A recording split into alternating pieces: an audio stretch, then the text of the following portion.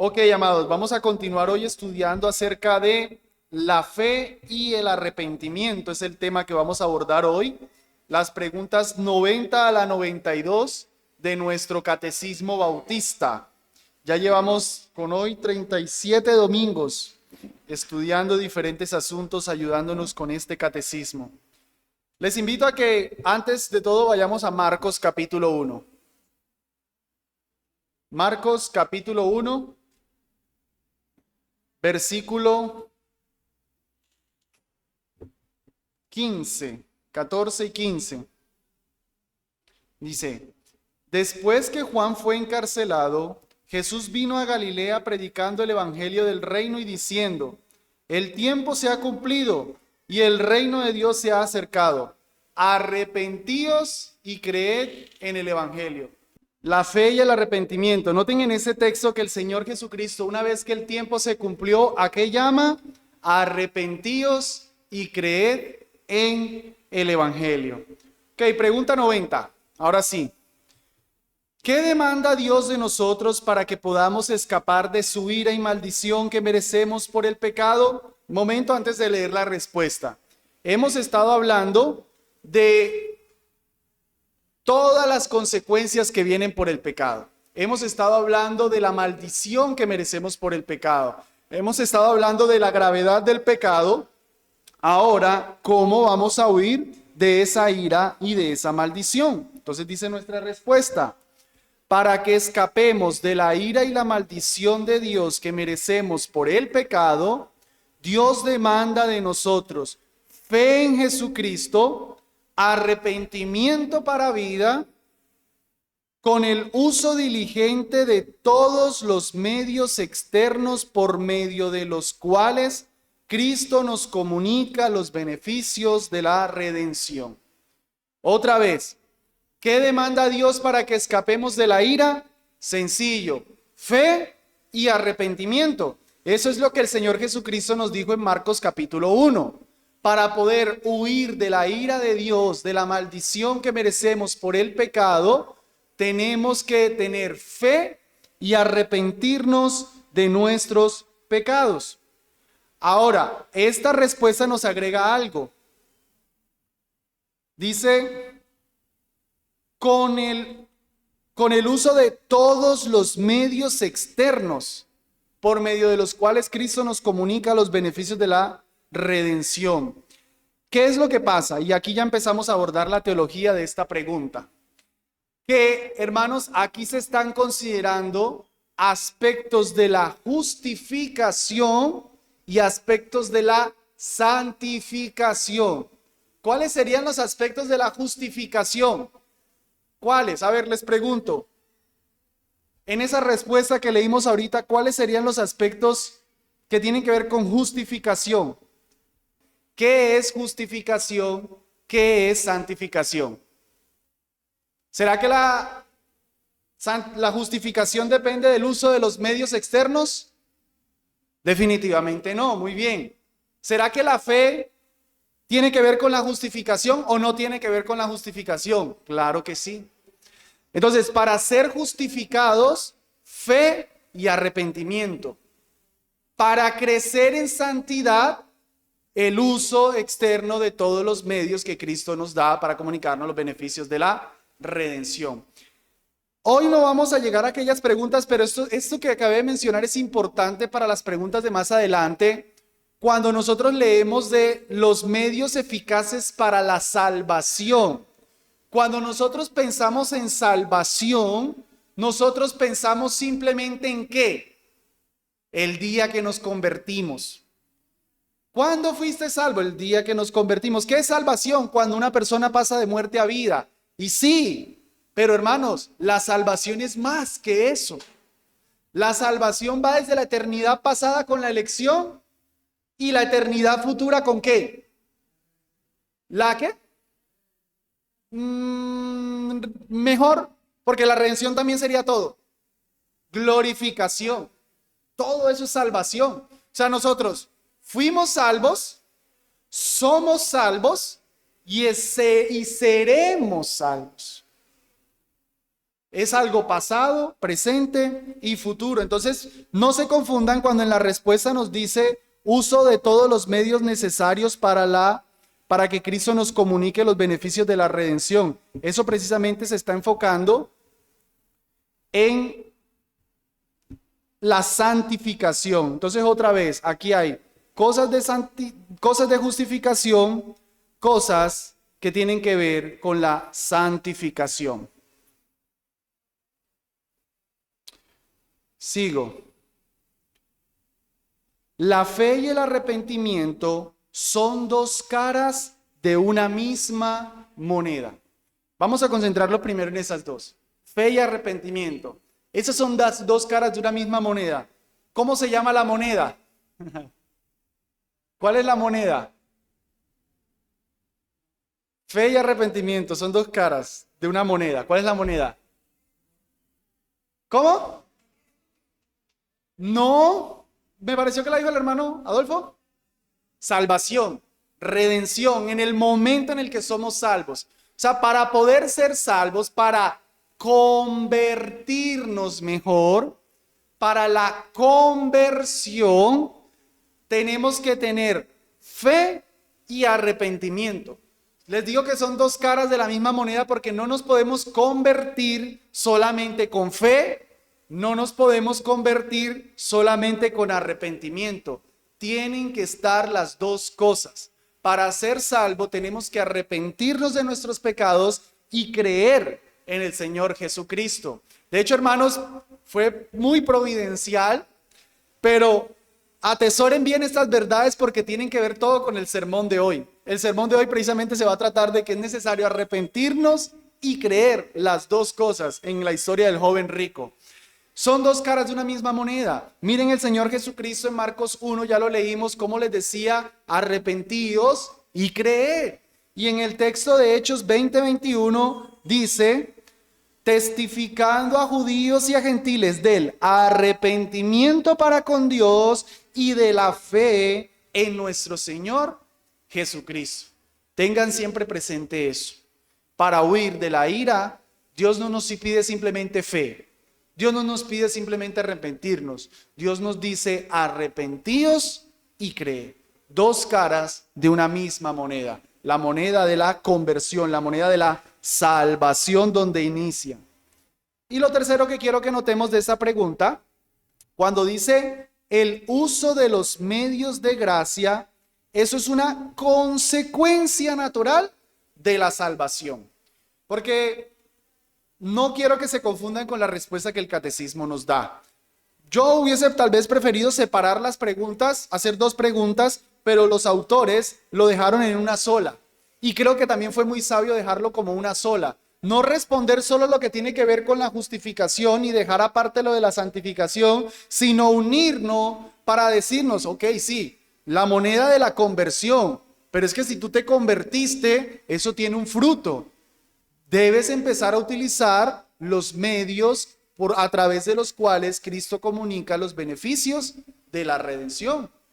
Si yo digo que he adquirido la moneda de la fe y el arrepentimiento, eso naturalmente desenvuelve en una persona que usa los medios externos.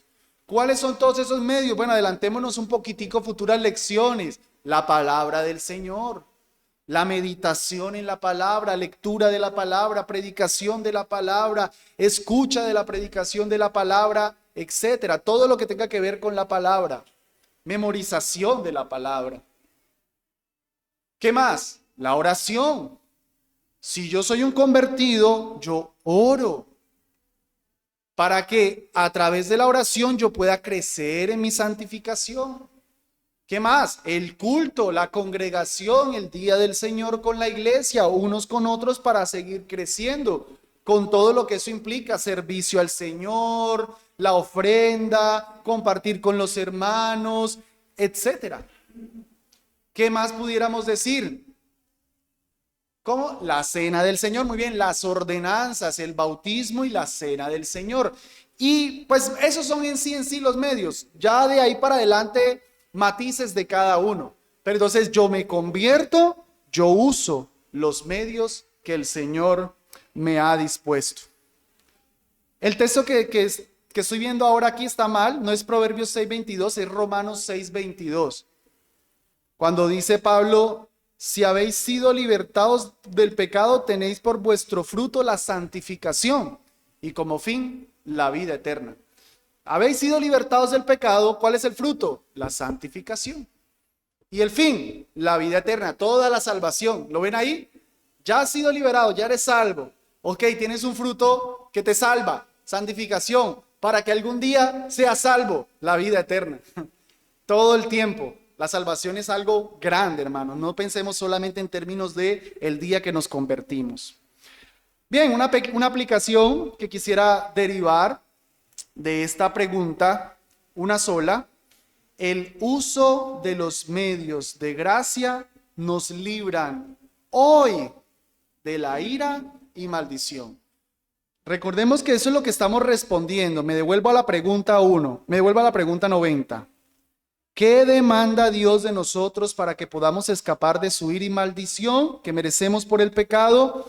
Ahorita vamos a tratar la fe y el arrepentimiento, que aquí se nos responde, pero ahí al final, con el uso diligente de todos los medios externos,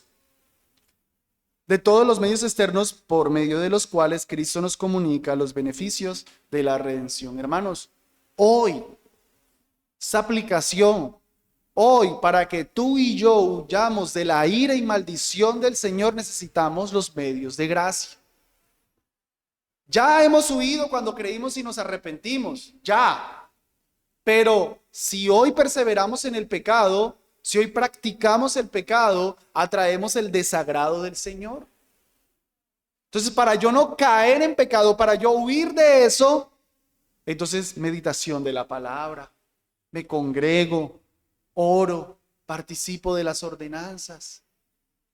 Eso tiene un efecto preventivo del pecado y también tienen un efecto correctivo del pecado. Porque cuando peco, confieso al Señor, me arrepiento, busco entonces andar con buena conciencia y demás. Entonces, hoy, hermanos, necesitamos medios de gracia, necesitamos buscar del Señor la fe, el arrepentimiento, solo que eso ya lo vamos a tratar para hoy, tú y yo que somos hijos de Dios, huir todavía de la ira y de la maldición del pecado. Ok, pasemos a la siguiente pregunta. Pregunta 91. Perdón, estaba omitiendo la parte de teología, experiencia, oración.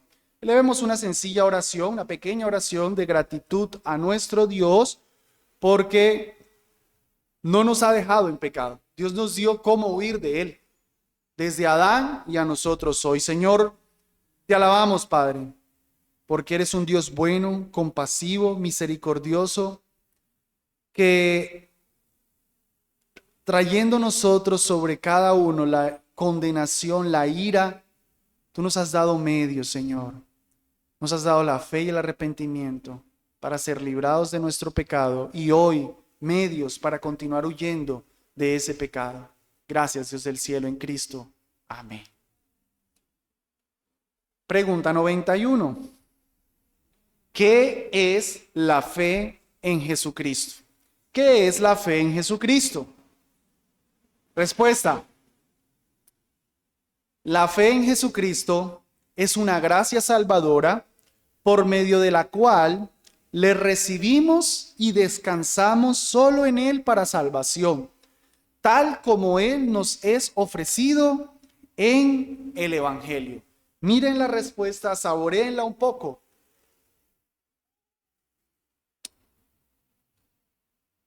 La fe en Jesucristo. Ojo que no es simplemente la fe, sino fe en Jesucristo. Ok, vamos a analizar esa respuesta. Primera parte. La fe, como lo dice la respuesta, es una gracia, es decir, que es un don. Efesios 2:8, ¿quién lo recita de memoria? Efesios 2:8, 9. ¿Sí, mi hermano?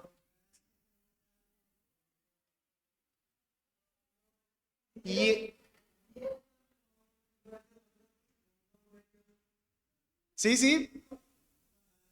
No por obras. Muy bien. Es un don de Dios. Por gracia. Es un regalo, sois salvos. Esa gracia por medio de la fe. Y esto, es decir, ser salvos por gracia por medio de la fe, es un regalo de Dios. Ya sea que esto indique que es la fe como tal, o ya sea que esto indique la salvación por gracia por medio de la fe, finalmente no es de nosotros. Es un regalo de Dios. La fe no es nuestra. Ser salvos por gracia por medio de la fe, eso es un regalo que Dios nos ha dado. Entonces, cuando pensemos en fe, primero es un don de Dios. ¿Y qué dice Filipenses 1:29? Mírenlo en pantalla. Dale, mi hermano. Ya vamos para allá. Tienes toda la razón. Así es. Filipenses 1:29. Porque a vosotros os es concedido por Cristo no solo que creáis en Él, sino también que padezcáis por Él. Noten, les es concedido que crean. Ay, qué lindo, soy calvinista, qué precioso que el Señor me concedió la fe. Bueno, pero este pasaje dice que también concedió otra cosa. Con la misma gracia con la que nos concede la fe, nos concedió. No es que no los buscamos, nos los concedió que padezcamos por Cristo. Amén. Que es un regalo del Señor. Creer y padecer. Entonces, por si al caso, bueno, hago una pequeña explicación aquí. No es el tema principal, pero vale hacer la aplicación. Cuando estamos padeciendo por Cristo, ni siquiera es porque nosotros somos los fieles, los que no le tememos. No, una es concesión del Señor. Que seamos fieles y que por esa fidelidad padezcamos. Porque si no nos los concede, no somos fieles. Pero bueno, la fe, concesión del Señor, no por obras, para que nadie se gloríe. Entonces eso es lo primero que tenemos que ver en esta respuesta, que la fe es un don. ¿Qué más? Que la fe debe estar debidamente informada, porque nos dice que la fe en Jesucristo recibe y acepta a Cristo como nos es ofrecido en el Evangelio. Eso quiere decir que la fe, para que pueda ser ejercida, tiene que estar informada. No es cierto que la fe es un salto al vacío. No preguntes mucho, tú solo confía. No. Mira, tú crees, tú salta. No, eso no es fe. Eso es misticismo, eso es tire los dados. No, la fe descansa sobre algo. ¿Sobre quién? Sobre Cristo. Veamos los textos. Hebreos 11:1. Una dama que lo lea ahí desde su asiento está en pantalla.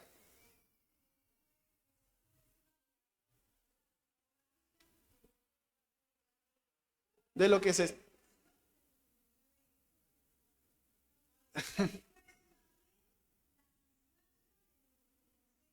de lo que se espera. Bien, mi hermana. Muy bien, la sustancia de algo que yo espero. Hay algo que estoy esperando. La fe me espera algo. No es salte al vacío que mira a ver qué pasa. No, hay algo que se espera.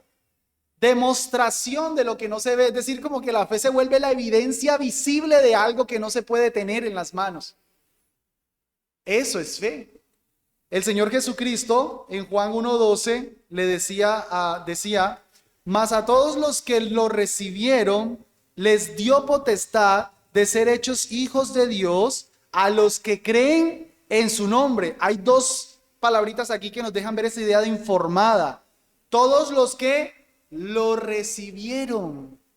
Se recibe a Cristo. Yo lo recibo a Él. Yo sé que estoy recibiendo quién es Él. Y lo segundo es lo del final. A los que creen en su nombre. Y ya ustedes saben, nombre es todo lo que Él es. Yo tengo que saber quién es Él para entonces descansar en Él. Por supuesto, eso no quiere decir que yo tengo que saberme toda la cristología y todas las respuestas de la teología sobre Cristo, pero por lo menos sé que Él es el Salvador, que Él es Dios, que Él murió por mis pecados, que Él resucitó. Esencialmente sé algo. Y poco a poco lo voy conociendo más, pero no puedo creer en un Jesús que ni idea. Alguna vez conocí una dama que había creído en el Señor y yo le fui a dar un discipulado. Pues nos reunimos y compartimos la palabra, no fue tal cual un discipulado. Y yo como cosa de ABC le hablé de que Jesús era Dios y ella, wow, pero era así, Jesús es Dios, qué genial, no sabía eso. Y yo, ¿y tú crees en Jesús? ¿Ya te bautizaste y no sabías ni que era Dios? Bueno, pobrecita, pero lo supo después, gloria al Señor, lo supo. Pero ¿cómo creyó en Jesús si no sabía ni que Jesús era Dios? Tienes que tener tu fe informada en quién estás creyendo. Tercero, la fe requiere la convicción de la verdad. Entonces, no solamente se me informa, no solamente se me dice quién es Jesús, qué hizo por mí, qué gano si creo, cuál es la condenación si no creo, etcétera, sino que debe haber una convicción. Lo recibimos, lo aceptamos, no simplemente lo entendemos como que estamos de acuerdo. No, la fe no es estar de acuerdo. La fe es una convicción firme. Recuerden, la demostración de lo que no se ve. Yo no vi a Cristo, yo no lo vi morir, yo no lo vi resucitar, yo no lo he visto cómo va a volver, pero eso es seguro para mí. De eso no tengo la menor duda, eso es fe. Pero si yo, no, pues sí, dicen que sí, que vino y que resucitó, pues parece ser que eso es cierto, sí, no lo rechazo. No, eso no es fe. Es una convicción. Eso no te lo quita a nadie. Eso es fe. ¿Cómo, mi hermano? Lo que sabemos, eso vivimos. Cambia. La fe consiste en recibir y descansar solo en Cristo para salvación. Aquí tomé tal cual la respuesta, pero es porque, hermano, miren, la palabra fe, aunque obviamente la de la Biblia, tal vez en nuestro tiempo, en nuestra cultura, no aprovecha mucho. Tal vez. ¿Por qué? Porque la palabra, o solo la palabra, el término, la RAE, el español, no estoy hablando de espiritualidad. El término fe como término, pues las palabras van teniendo cambios, las palabras van teniendo sus adaptaciones y sus formas de uso en la cultura. Y para nuestra cultura hoy día tener fe, pues tómese esta pastilla que yo le tengo fe a esa pastilla que me cura. Sí, el Deportivo Tapita está jugando contra el Barcelona. Yo le tengo fe que va a ganar. Es una cuestión contra toda probabilidad, pero yo le tengo fe. Entonces, la fe parece como un sentimiento positivo, como una esperanza ahí. No, eso no es fe. Una ilusión, me gustó eso, mejor, una ilusión. No, la fe, le pongo la palabritas entre paréntesis, la podemos entender mejor como confiar. Es una confianza. Yo creo que el que está pensando que el Deportivo Tapita le va a ganar al Barcelona, si uno luego le dice, pero ¿confías? ¿Pondrías todo tu dinero en que él va a ganar? ¿Pondrías toda tu vida en que él va a ganar? Ah, no, tampoco. No, pues creo que pueden, pero hasta allá tampoco. No, es que confiar, estamos hablando de esa entrega, de ese descansar en este caso, Jesucristo. Juan 3:16, una dama que lo diga de memoria.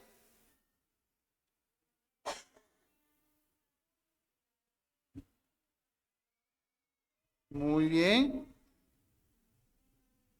Todo aquel que en él cree, no que le cree, que cree en él, descansa en él, confía en él. Ese es el que tiene la vida eterna. En todo lo que les fui hablando, yo les fui explicando lo que se conoce como las 3 C de la fe salvadora. Bueno, por lo menos así lo conozco yo. Yo sinceramente ya no recuerdo si esto yo lo saqué de algún lado, pero es un recurso mnemotécnico para recordar qué es fe. Entonces, la fe tiene tres C. La primera, conocimiento. Es decir, hay algo que tengo que saber, lo tengo que conocer. Lo segundo es convicción. Entonces, ya no solamente sé que Jesús vino, ya no solamente sé que murió, sino que ahora eso es firme en mi corazón. Eso es una verdad, eso yo no lo niego. Pero tiene que haber confianza. Es decir, me entrego a esa verdad. Salto a esa verdad. Esto más técnicamente, o sea, yo le digo lo que yo no sé de dónde lo saqué, es lo de las tres C, pero más técnicamente en la teología esto se le conoce a lo que les guste el latín como, la primera C se le conoce como notitia en latín, como que hay una información. La segunda C, la de la convicción, se le conoce como, se me fue ahora, fidere. Fidere es que se le conoce. Y la tercera, ya se me olvidó a mí, perdón. Noticia, el de convicción, y fiducia es la última, la de la entrega, la de la confianza. Se me olvidó la de la segunda C. Pero es eso. Hay un conocimiento, hay una convicción y hay una confianza. Ahora sí, mi hermano. Googléelo ahí, mientras tanto, para que den los términos en latín de la fe.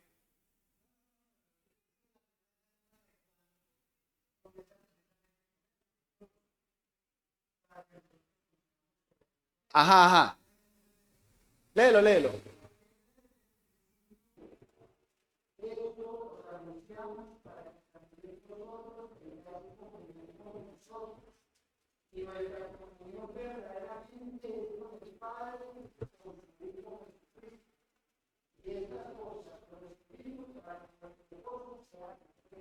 Bien, mi hermano.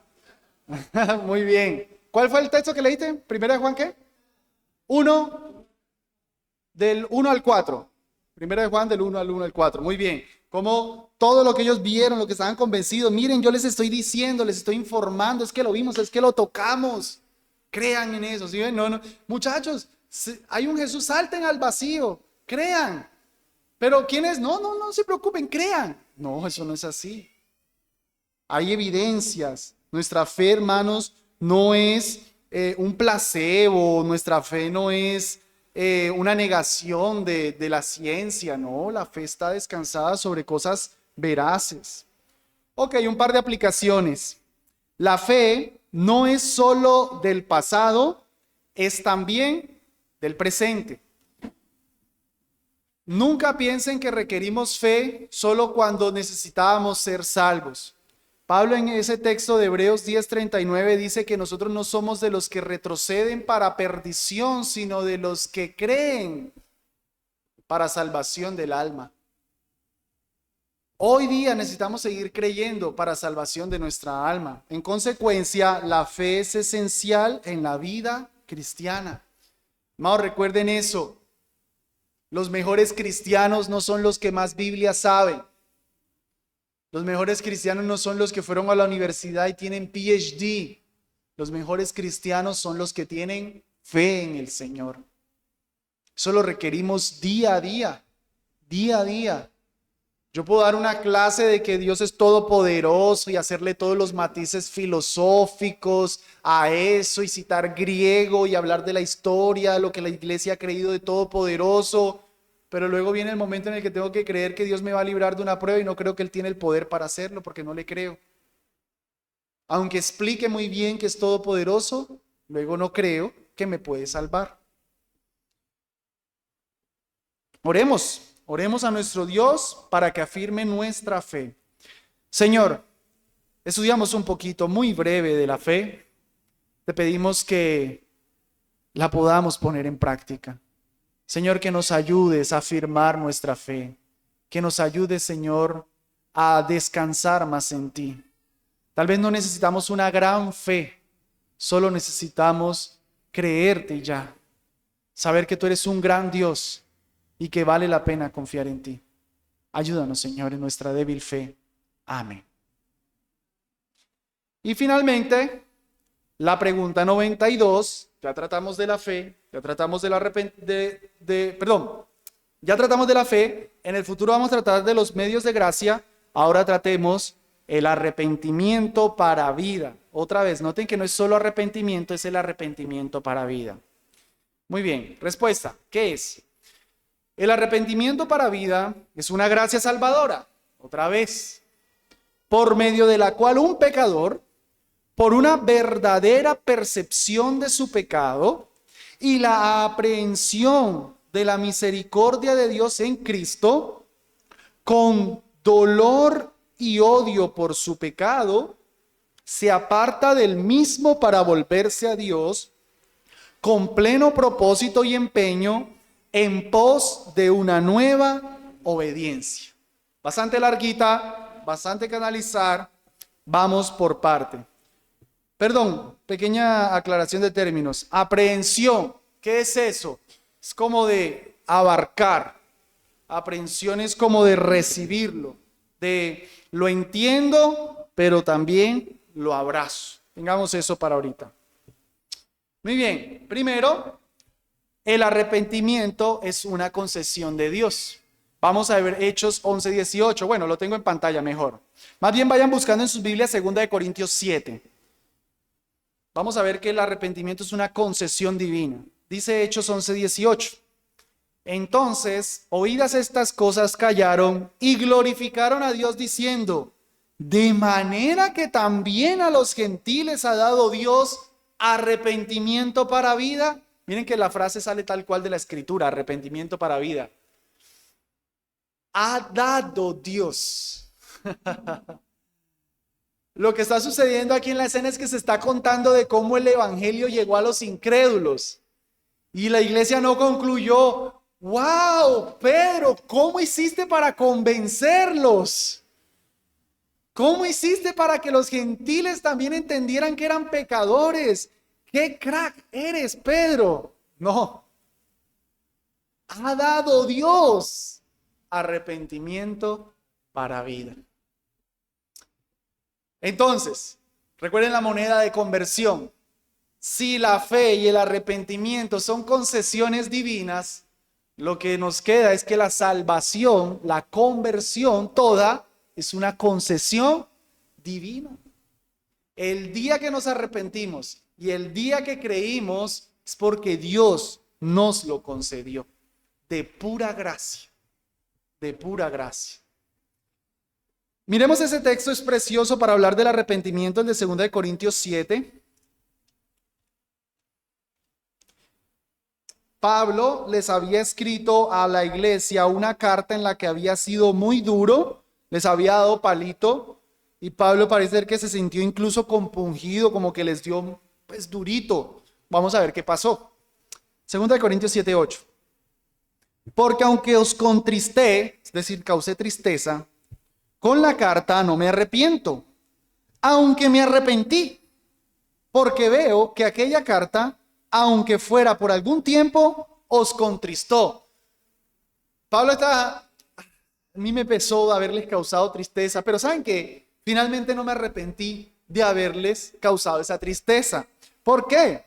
Dice, ahora me regocijo, no porque hayáis sido contristados, sino porque fuisteis contristados para arrepentimiento, porque habéis sido contristados según Dios, para que ninguna pérdida padecierais por nuestra parte. Porque la tristeza que es según Dios produce arrepentimiento para salvación, otra vez, del que no hay que arrepentirse, pero la tristeza del mundo produce muerte. Aquí se nos están diciendo varias cosas que tienen que ver con la definición de arrepentimiento, pero noten que habla de un arrepentimiento que es según Dios, una tristeza producida por Dios que resultó en arrepentimiento.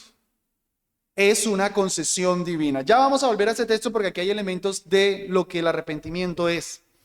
En segundo lugar, el arrepentimiento para vida es distinto del remordimiento. Diferenciemos eso. Voy a llamarles arrepentimiento y remordimiento. Tal vez alguien le pudiera llamar a los dos arrepentimiento, uno para salvación y otro del mundo, pero solamente es claro que no todo lo que se ve como arrepentimiento es arrepentimiento. No vamos a ir a los textos que están ahí, pero es el mejor ejemplo. Pedro y Judas. Pedro, después de haber negado al Señor, dice que lloró amargamente. Estaba arrepentido. Judas, dice explícitamente el versículo, arrepentido, devolvió las 30 piezas de plata. ¿Y qué hizo? Se ahorcó. Ambos negaron al Señor. Ambos traicionaron al Señor. Ambos se arrepintieron. Pero uno terminó en muerte y el otro terminó en arrepentimiento para vida. Por eso se le llama para vida. El de Judas fue mero remordimiento. Fue simplemente darse cuenta de que hizo mal. Fue lo que nos está diciendo aquí Corintios, una tristeza según el mundo que produce muerte. Pero la de Pedro fue una tristeza según Dios que produce arrepentimiento para salvación. Sí, mi hermana.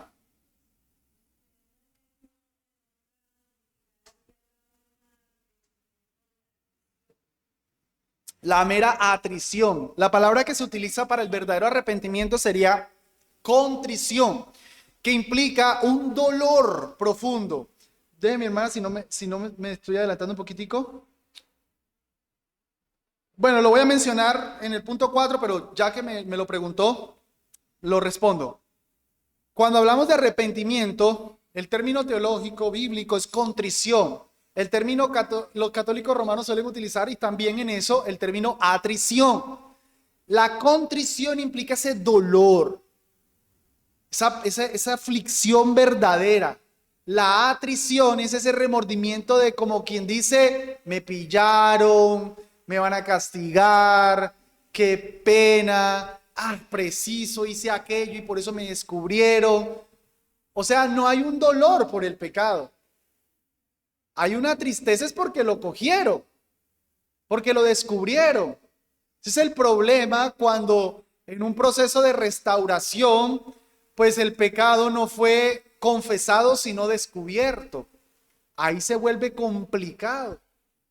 Pensemos en un caso de adulterio. No es lo mismo el que su cónyuge no podía saber, nadie sabía, pero fue arrepentido y confesó, al que lo agarraron con las manos en la masa. Seguro que va a llorar cuando la esposa, el esposo lo esté dejando, cuando los hijos están decepcionados, cuando la iglesia lo están disciplinando y está muerto de lágrimas, y uno diría, ay, está arrepentido. ¿Quién sabe? Aunque esté llorando, porque lo descubrieron. Pudiera ser simplemente tristeza por todas las consecuencias de lo que trajo, una atrición, pero no una contrición. Bien, sigamos. Un verdadero arrepentimiento identifica el pecado y la misericordia. Es decir, para arrepentirnos, otra vez tengan presente estas cosas porque esto tiene que ver con el sermón del culto de hoy. Yo tengo que entender qué es lo que yo he hecho mal. Yo no me puedo arrepentir sobre algo que yo no he hecho o que no creo que he hecho. Tengo que saber la maldad que yo he hecho, pero tengo que también tener clara la misericordia de Dios. Porque si yo tengo claro que yo he hecho lo malo, a ver, pongámoslo en términos de la justicia humana. Si yo cometí asesinato, pues yo solo sé que lo único que me va a esperar es prisión. Y eso me va a preocupar, no tengo escapatoria, solamente me espera la cárcel. Y la ley dice que son 30 años de cárcel. Entonces me desespero, no, qué horrible, esa es mi condenación. Pero si yo no solamente sé que voy para la cárcel, sino que tal vez en la cárcel puedo reducir la pena, o que tal vez algún día voy a salir y voy a estar nuevamente libre, entonces hay algo que me dice, bueno, voy a enfrentar mi pecado. No todo es destrucción. Hay algo de misericordia en medio de todo esto tan sombrío. Bueno, el arrepentimiento, mucho superior a esta ilustración que di en Cristo, es: entiendo primero lo malo que soy, pero entiendo que hay misericordia en Dios. Porque si solamente entendiera Dios me va a castigar, me va a juzgar, me va a mandar al infierno, pues no me puedo arrepentir. ¿Para qué me arrepiento? ¿Qué gano? Pero el arrepentimiento contempla una misericordia. Hay algo que me puede ser dado si dejo mi pecado. Entonces se tienen que conocer esas dos cosas, pecado y misericordia. ¿Sí, mi hermana? Totalmente. Pero entonces el punto es que si solamente fuera pequé, merezco solo castigo, pues, ¿para qué me arrepiento? Simplemente me van a castigar. Pero si sé que hay misericordia, entonces puedo dejar mi pecado, puedo arrepentirme. Tengo que conocer las dos cosas.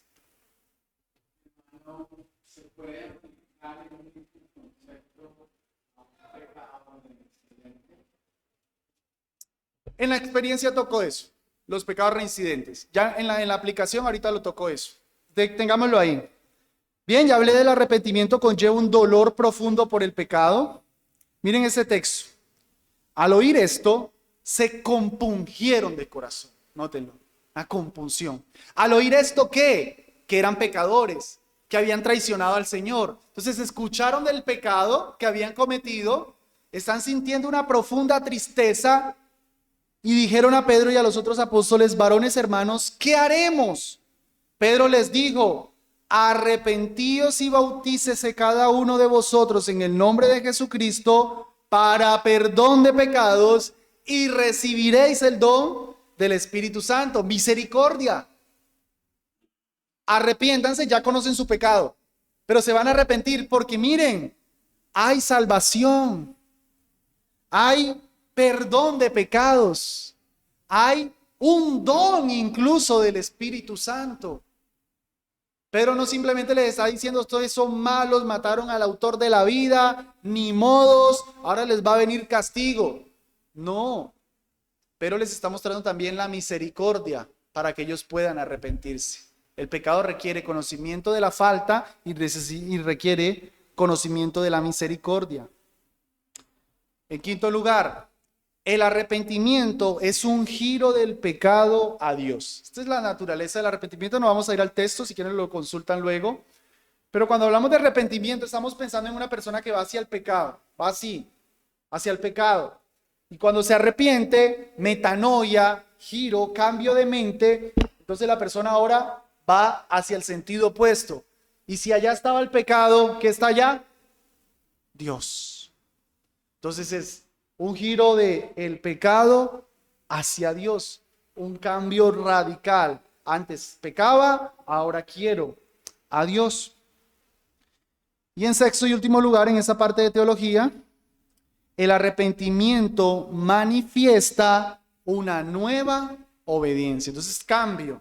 Y ahora que me arrepentí, viene una nueva obediencia. Nueva obediencia, no obediencia perfecta, pero nueva obediencia. Vamos al texto que les tengo ahí, Lucas 17.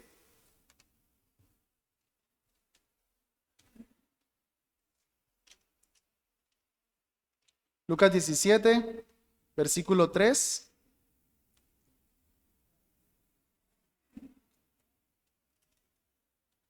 Tres y 4. Mirad por vosotros mismos. Si tu hermano pecare contra ti, repréndelo. Y si se arrepintiere, perdónalo. Y si 7 veces al día pecare contra ti, y 7 veces al día se volviera a ti diciendo, me arrepiento, eso es que es un falso arrepentimiento. Perdónalo.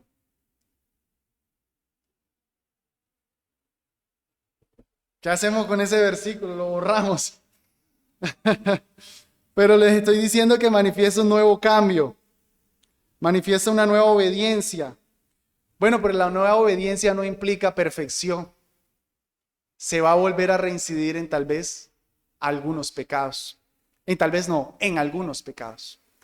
Ya lo vemos en un sentido un poquito más práctico. Estoy en la parte de teología, ya voy a la aplicación, ya vuelvo a esto. Así como les dije ahorita de las 3 C de la fe, también hay 3 C del verdadero arrepentimiento. Para que haya un verdadero arrepentimiento, número 1, tiene que haber conocimiento, lo mismo que la fe. Ambas son la C del conocimiento. Tengo que conocer mi pecado, tengo que conocer la misericordia. La segunda C, la contrición. Me tiene que doler. Si no me duele, no es arrepentimiento.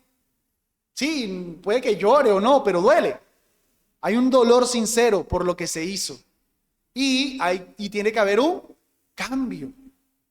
No se puede manifestar la misma desobediencia, tiene que manifestarse ahora una nueva obediencia. Entonces, conocimiento, contrición, dolor profundo y cambio.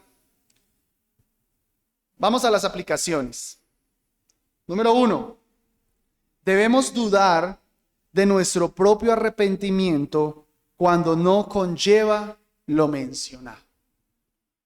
Cuando nuestro arrepentimiento no conoce lo que se hizo mal, no nos duele lo que hemos hecho y no hay el deseo de una nueva obediencia, no hay un cambio, no perfecto, pero un cambio, debemos dudar de nuestro propio arrepentimiento. ¿Y saben por qué lo quise poner en nuestro propio? De hecho, yo lo quería ver subrayado para que entendamos que es de nosotros. Para que no concluyamos de esta enseñanza, entonces aquel no está arrepentido, ese otro no está arrepentido y el otro no, porque así somos, inmediatamente evaluar al otro. No, primero nosotros, primero evaluémonos nosotros, tanto de nuestro arrepentimiento para salvación como de nuestro arrepentimiento diario. A ver, ayer pecaste, qué sé yo, dijiste una vulgaridad y te arrepentiste. Te pregunto, ¿lo hiciste solo porque los cristianos no deben decir malas palabras y ya? ¿Lo hiciste porque de pronto Dios te manda un castigo? ¿O de verdad te dolió? Y dijiste, Señor, ¿qué me pasó? ¿Por qué hice eso? ¿Cómo te traicioné? Dejé tu nombre mal delante de los otros. Señor, perdóname de verdad. De verdad un dolor. Si no fue así, fue atrición, fue simplemente temor al castigo. Pero el arrepentimiento tiene todo lo mencionado. Número 2, así como decíamos ahorita que la fe es esencial en la vida cristiana, el arrepentimiento también es esencial en la vida cristiana. No nos arrepentimos solamente cuando creímos, sino que constante arrepentimiento. Constante arrepentimiento. De hecho, la disciplina eclesiástica, ¿por qué se ejecuta? La disciplina eclesiástica no se ejecuta porque existe pecado. ¡Ay, pecó! ¡Qué impresionante! ¡Pecó! ¡Qué cosa tan asombrosa! No, la disciplina eclesiástica no existe porque las personas pecan. La disciplina eclesiástica existe porque las personas no se arrepienten. Por eso se ejecuta la disciplina eclesiástica. Si la persona peca, se arrepiente, ahí llegó el proceso. Pero se llegó al último proceso no por el pecado en sí, sino por falta de arrepentimiento del pecado. Es lo que disciplinamos, no es pecado, disciplinamos impenitencia. Noten el proceso de Mateo 18, dilo, si no se arrepiente, sigue otro proceso. Si no se arrepiente, sigue otro proceso. Si no se arrepiente, sigue otro proceso. El Señor nunca dijo, si el pecado es de esta índole, entonces siga. Si es de esta índole, siga. No, es si no se arrepiente, si no se arrepiente, si no se arrepiente. ¿Sí, mi hermana?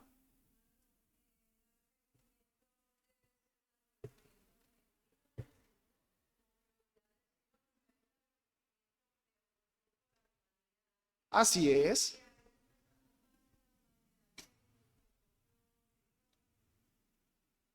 Tienes toda la razón, mi hermana, eso es lo que estamos viendo, de que eso sería mera contrición, cuando, ¿qué van a decir?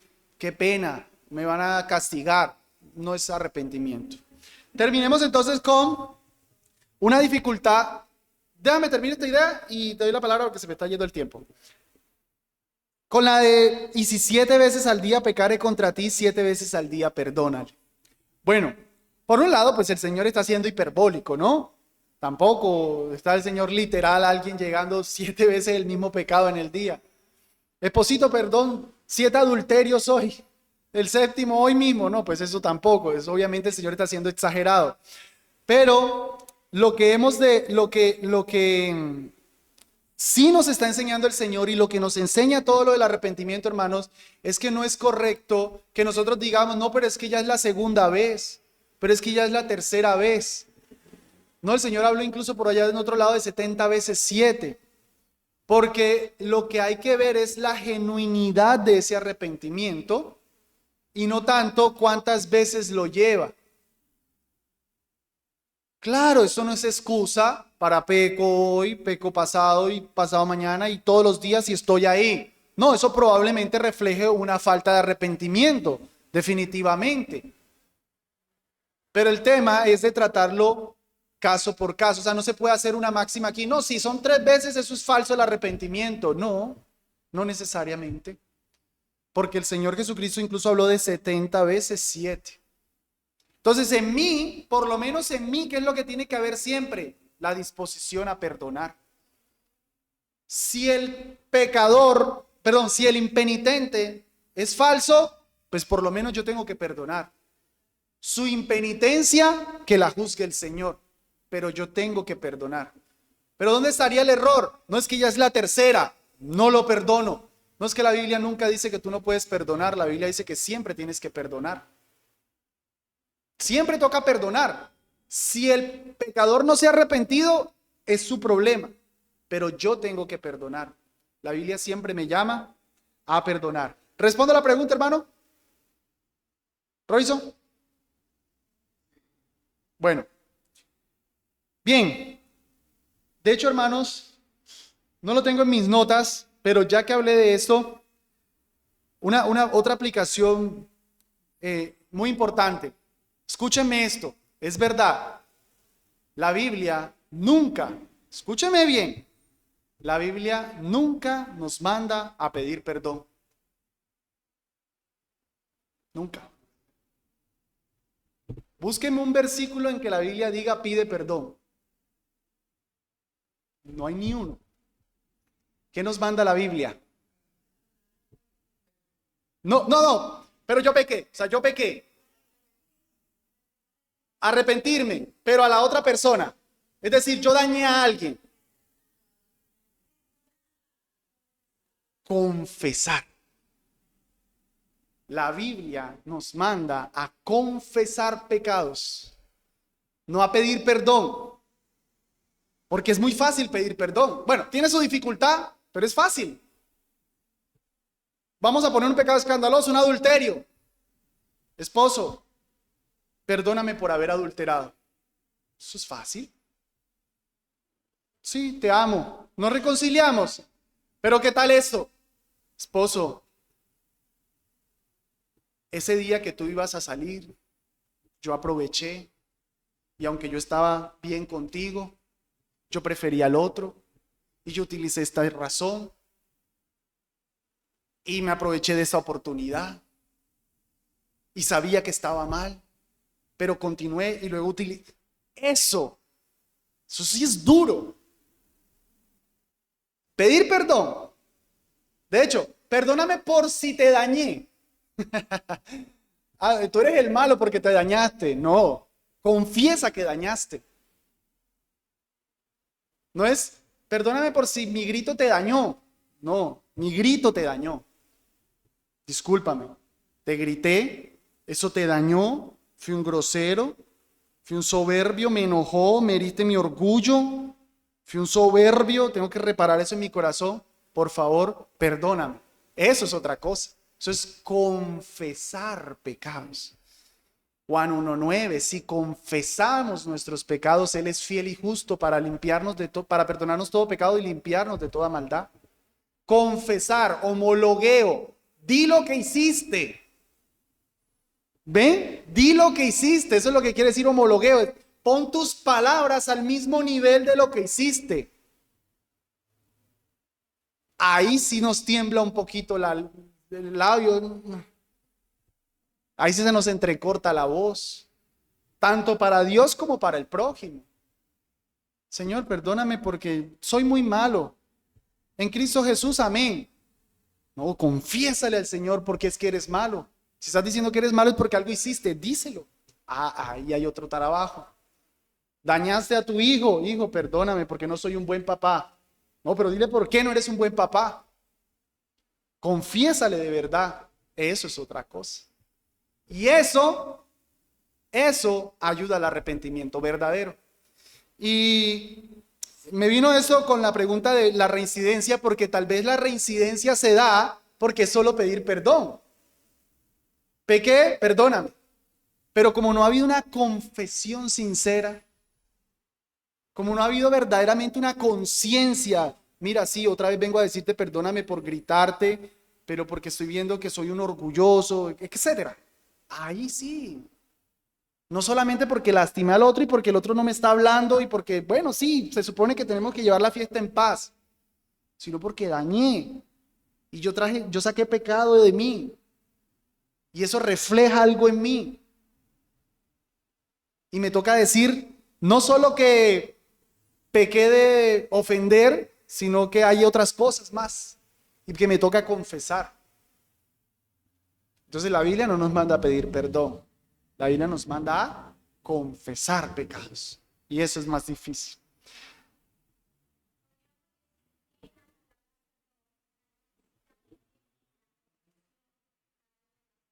Sería el verdadero pedir perdón, una confesión. Pero no, lo que yo quiero decir es no nos dice pide perdón así, te pido perdón, sino confesar. Eso es el verdadero. Oro y les doy espacio para la pregunta. Señor Dios, ayúdanos por favor a tener un verdadero arrepentimiento de cada una de nuestras faltas. Señor, que tu Santo Espíritu sea redarguyéndonos más para que aceptemos las cosas que hacemos y Dios con valentía las confesemos, ya sean a ti, ya sea a nuestro prójimo, pero restaurar, Dios, y mostrar un verdadero arrepentimiento que viene de un corazón transformado por ti, que conoce de tu gracia, de tu misericordia. Te lo pedimos, Dios, en el nombre de Cristo. Amén.